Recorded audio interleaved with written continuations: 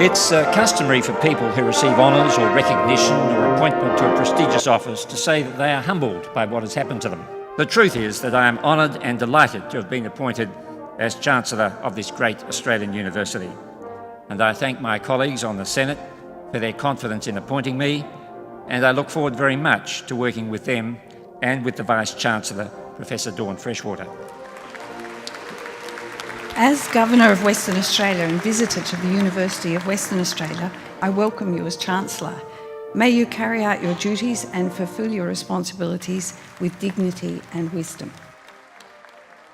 I have accepted the appointment because this institution, like the other universities in this state, does fundamentally important things in the transmission of human knowledge and learning, and through its research and scholarship in the development of new knowledge.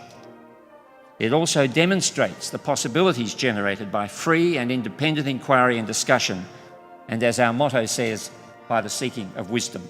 The people who study, teach and research in this place have a particular opportunity and responsibility to demonstrate that important ideas and even important values can collide and engage without the need for their bearers to demonise or censor each other.